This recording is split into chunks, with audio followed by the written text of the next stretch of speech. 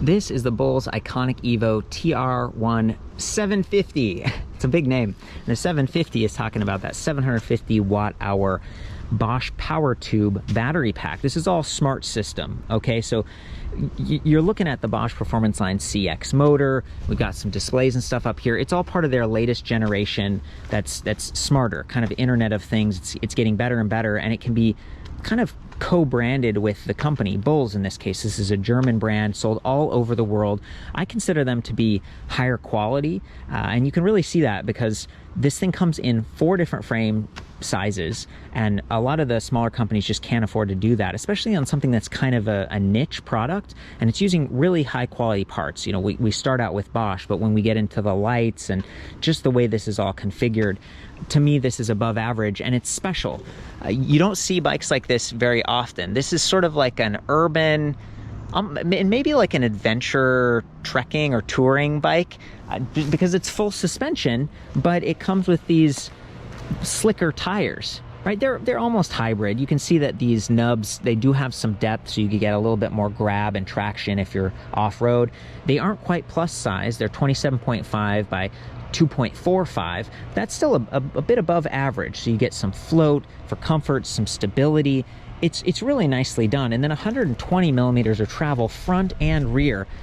As someone who's been an e-bike commuter to work and someone who likes to ride off-road a little bit, for me this bike is like perfect. It gets you the range and efficiency while you get the comfort, because if you're going farther, you know, my back and neck can start to get a little bit stiff or sensitive, and they've really got you covered here. So we have a dropper seat post, which means you can drop this down if you're actually going off-road or off curbs. You can use your legs as a suspension. You're not going to have that saddle keeping you up high. But then when you want to go for efficiency and full leg extension, you just press this button over here, and the saddle just pops right back up to this position. You get that leg extension and support. I love that. We've got an adjustable angle stem, so you can angle it forward for a more aggressive aerodynamic position, or kind of up like this, a little bit more Dutch. You get a little bit easier time talking to your friends or spotting traffic. And even the handlebar has a little bit of rise in it. The base, even on that stem, it's higher than average, so you can see they're trying to give you that support. Nice locking ergonomic grips. It's a really unique bike in that sense. So both suspension elements are air, so you can sag them and raise or lower the pressure depending on your body weight and ride needs. Both of them have lockout, and it's sort of an 80% lockout. So unlike some of the fancier mountain bike shocks where you have like a progressive compression adjustment, this is just sort of like 80% or completely open. But they also have rebound, so you can determine how quickly that suspension returns to its original position, and basically it won't be as bouncy as a cheaper fork. Even though it's an air fork, these stanchions are steel, which adds a little bit of weight. It's not quite as fancy as it could be, is what I'm saying, but it's still way above average. I mean, we've got boost hub spacing in the front, so you get those sturdy spoke bracing angles, and a 15 millimeter through axle with quick release. Same things back here, so it's air, it's got the lockout, and it's got rebound adjust on that. You can look at the swing arm back here. It's pretty beefy. At the same time, they've got a rack connected to it. So that rack is unsprung weight. You're actually putting weight and pressure into the suspension system, which isn't ideal. Ideally, you'd have a rack that's connected to the body of the frame that is sprung, and that way your gear wouldn't be bouncing up all around like that. There are only a handful of other bikes that even have a full suspension with a rack.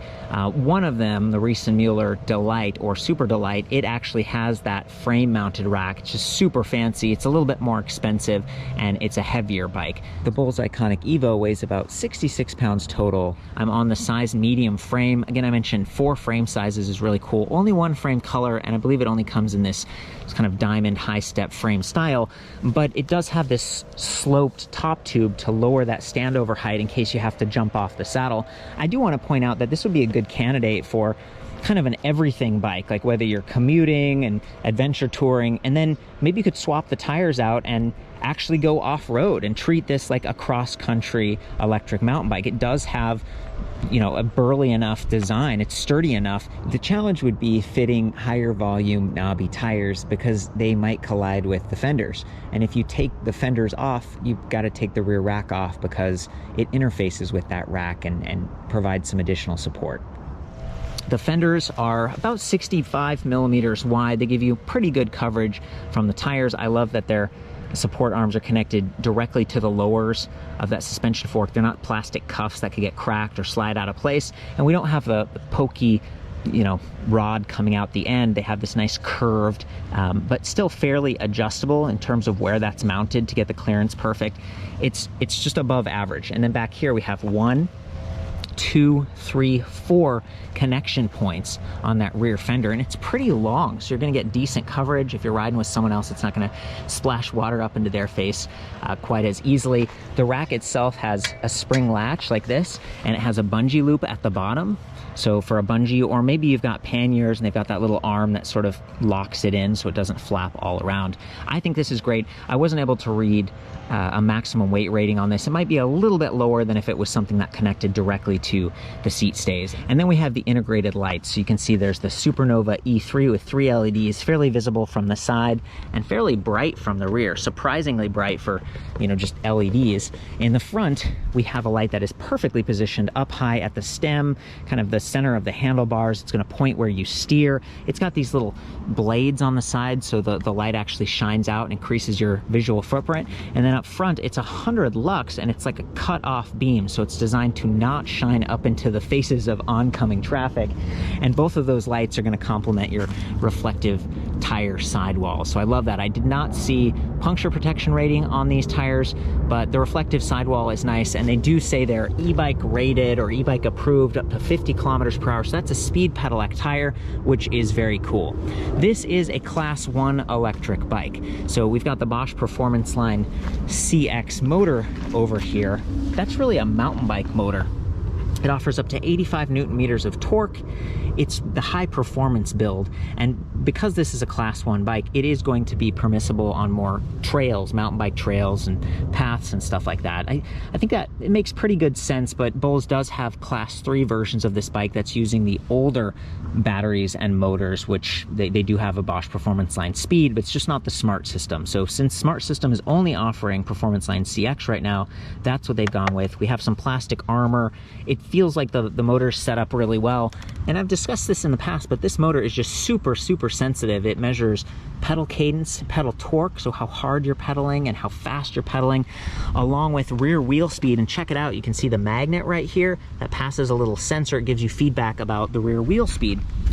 In the past, you'd see like a little sensor right here, plastic thing, and then you'd have a spoke magnet which could easily get kicked out of place, and it would sort of throw the balance off for your rear wheel. So for me, this is a really big win, and it has shift detection. So if it notices like, oh, there's a change in pressure, it's supposed to back off a little bit just to save your drivetrain from, you know, the teeth from getting bent or the chain from breaking. It's a very nice setup. It even supports over 120 RPM. So if you're pedaling really fast, let's say you're in that lowest gear right here, the motor's not going to fade out on you.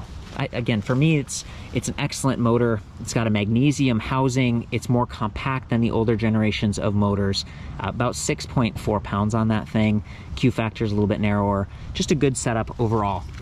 In terms of the rest of the drivetrain, we have a 38 tooth steel chainring, narrow wide, so it really grabs onto that chain. It's not going to slip as easily, and it's not going to bounce off as easily either. We do have a plastic guard on the outside here, which is going to protect your pants or dress, and it's going to keep that chain on track as well. 165 millimeter crank arms, a little bit shorter than I'm used to seeing, normally 170, but for kind of mountain or off-road models, the shorter crank arm helps to reduce the potential for pedal strikes. The pedals are okay. They're just kind of this plastic or resin body with rubberized grip, so it won't cut you up as easily. It'd be probably good with city shoes or sport shoes versus a real off-road mountain bike pedal with big nubs and a wider surface. Pretty affordable to upgrade those if you want to. 10-speed drivetrain, 11 to 46 tooth, really big 46 tooth sprocket back there. That's for starting and climbing, and it's great if you have this bike loaded up with gear. Shimano Deore derailleur, excellent. I really like this derailleur, especially because it has the one-way clutch. In this down position, the clutch is pretty loose, and it's going to make it easier to do some service on the rear wheel. And I think this is a 12 millimeter through axle. So we'll go ahead and put this clutch in the up position again, and it tightens it up a little bit. Still a little bit of play here. That's where it's nice to have that slap guard. It's going to protect the paint and the frame if you are going off-road and going over some of those bigger bumps. And the shifters are Shimano Deore as well. Got forward or back, so you can use your thumb or your pointer finger for the high. And then we've got 1, 2, 3 shifts for the low, so you can really dump those gears if you're getting ready to climb a hill. And again, the motor can keep up with you because it's over 120 RPM. It's a great setup. I think I'm going to talk a little bit about the battery and stuff next. And I want to call out that they do have mounting points for a bottle cage. So BULLS is using the really nice key set from Abus, including the locking core. Love the position. It's up high. It's on the right side of the frame. Same position they have for their mountain bikes. And that's great because if you lay the bike down, you want to lay it down on the non-drivetrain side. You can see we got the kickstand over there, so the bike naturally kind of tilts that way. So the first step is we're going to take this plastic cover off. There's a little switch right here, and we'll just kind of wiggle that off. This cover is generic enough that I think replacements would be fairly affordable to get, and it's black, really blends in with the rest of the accessories like the fenders and the rims and the posts and everything. We're going to insert the key right here at the top. You can half twist it, and the battery comes out to this first position here. That's sort of a safety feature so that it doesn't just drop right out. I have seen these drop out before, so it's good to have an extra hand here just in case. And I like that there's actually a decent amount of clearance here considering that there are fenders on the bike. So anyway, you get it to that first position. There's a little button on top, and then you kind of gently lift and try to avoid clunking it onto the fenders. The PowerTube 750 weighs about 9.4 pounds, and it's well protected in this aluminum alloy casing. It does have an LED charge level indicator on the bottom, which is nice. You want to store this in a cool, dry location. Extreme heat can degrade the cells, lithium-ion cells, more quickly, so you won't get as many full charge cycles. And extreme cold, it sort of stunts your range, sometimes by up to 50%. So it's nice that you can remove this from the bike. It is just a little bit heavy and kind of long if you wanted to get an additional one and maybe put it in a pannier bag or a trunk bag or something. The sizing on this isn't super convenient, but again, the capacity 36 volts, 20.1 amp hours, 750 watt hours. It's enormous. Great range. This is the box for the charger. It's a Smart System specific charger, so the interface is slightly different than the older ones. Again, all of this equipment is not cross compatible, but it does put out 4 amps, so it's a little bit faster than most of the chargers I see on the more affordable electric bikes. It weighs only 1.6 pounds, has a removable wall side, so you can make it fairly compact. It just won't take as much room in your bag, which is really nice. And the plug itself feels very durable. You know, it's kind of fits into the bottom like this, and even if it gets pushed off from the side, it just doesn't seem like it's going to crack as easily. So I really like this charger. And let's put this back on the bike. There's a little notch at the bottom. We just get that set in the bottom of the battery pack, and then this is where I wish I could just push up on it and have it click right in, have some sort of a sloped lever, but instead it's this square, which might improve security a little bit. It requires a second hand here, so you've got to twist this to the right. It is spring loaded, so you twist and then you can push the battery up into that first position, and from there click it up into the second. And once it's in that position, you can put the plastic cover back on. Fits nicely at the top. And then I think this is also one of those situations where you've got to pull the lever again and kind of wiggle it into position. Feels pretty solid. Maybe a little bit of rattling noise, but not too bad. To turn the bike on, we're just gonna press the button on this LED remote from Bosch. It does a little dance here. There are 5 blue blocks, and each blue block represents a 20% step, but if that top one would change to white, that would mean 10%. So it actually has 10% increments. It's a lot more precise than the 20% steps that only blue would represent. And as soon as you go from, 100% to 90% to 80%, then you just see the 4 blue blocks. Hope that makes sense to you. There's an ambient light sensor on top, anti-lock braking light right there, but we don't have that set up on this particular bike.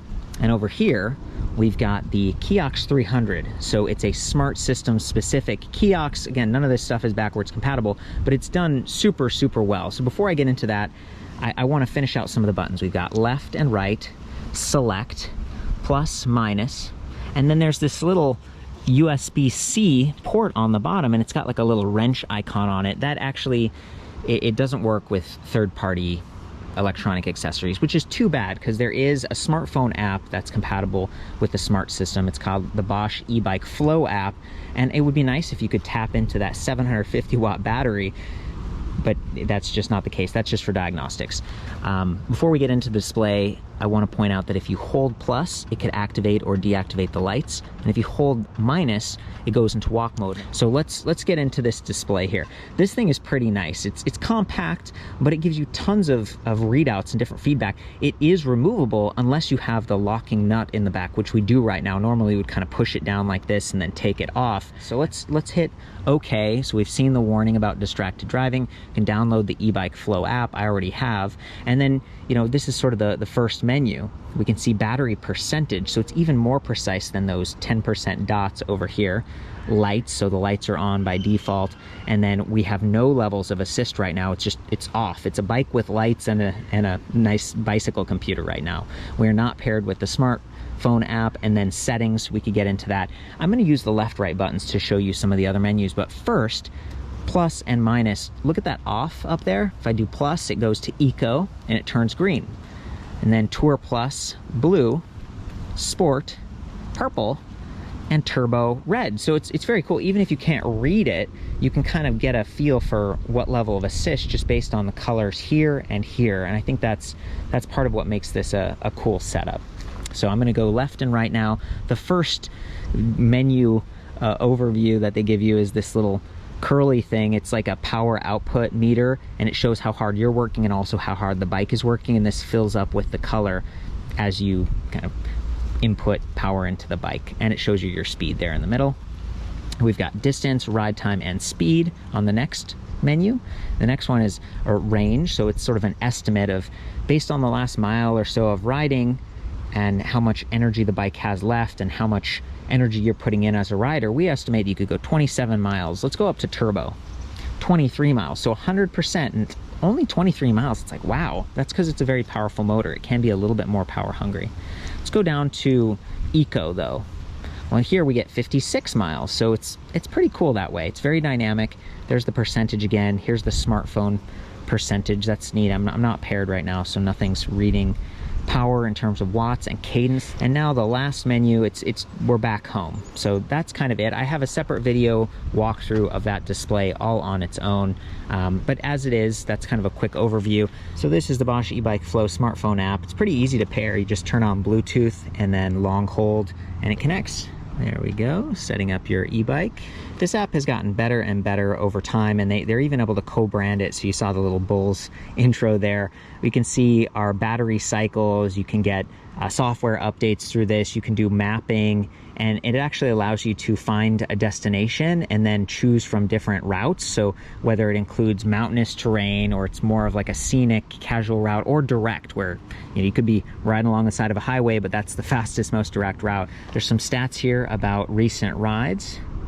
And then we've got a bunch of other like connected services. So Strava, Commute, Apple Health, Apple Watch. It's great. You can use a heart rate monitor with this. And one of the other cool things is this custom ride mode. So for Turbo, Sport, and Eco on this bike, you can actually adjust the assistance level, how dynamic it is, so like how fast you accelerate, the max speed, and the maximum torque. It's pretty cool.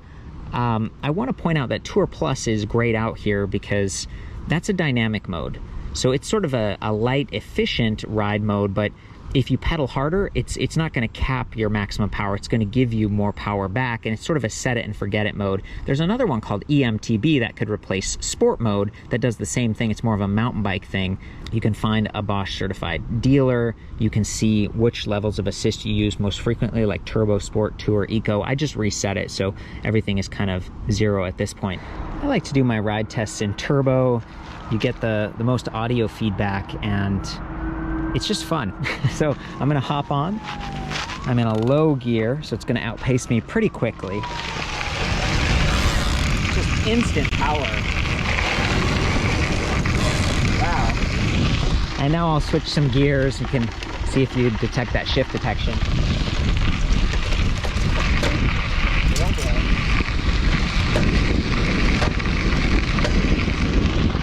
Very nice. Fairly stable here. These are still wider than average tires.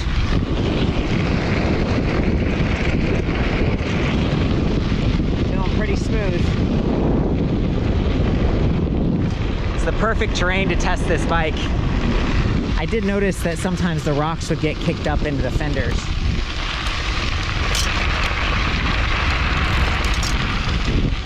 Otherwise working just great, and that upright body position is very comfortable. Just lets me enjoy the scene, the views here. Okay, we got the 38 tooth chainring, 11 to 46 tooth 10-speed cassette. I'm gonna pedal through, shift gears, and use Tour Plus mode, pedal through at high cadence so you can see how responsive the motor is.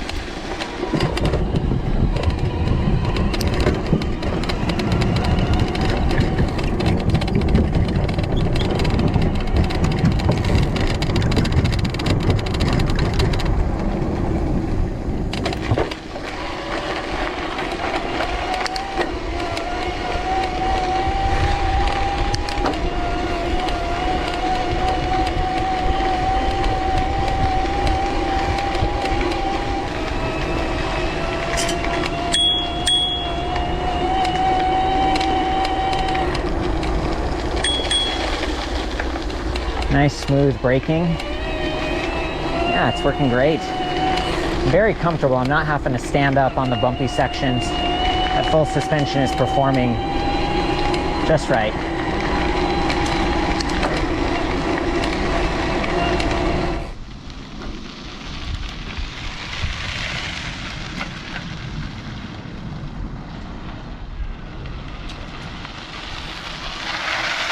Oh yeah, thanks. Appreciate it, man. Guys, that is the BULLS iconic Evo TR1 750. A lot of fun. This is one of my favorite models from BULLS. Again, I just think it's unique, and as someone who does have some back and neck sensitivity, that full suspension setup is just perfect. I love how capable this is, whether you're actually doing some trails or you're someone who's just riding around town and wants a comfortable e-bike. For the full written review on this, check out ElectricBikeReview.com. I've measured all the specs by hand, including the weight. I've got a comparison tool so you can look at some of the other BULLS electric bikes, and there's a forum so you could talk to other people about which trunk bags work and saddle bags, and maybe share your feedback about you know, if you want to do like a child seat. Again, I don't know the exact weight rating for this rack. I'm guessing it's like 40 to 50 pounds, something like that. So anyway, I love you guys. Have fun out there, ride safe, and we'll see you next time.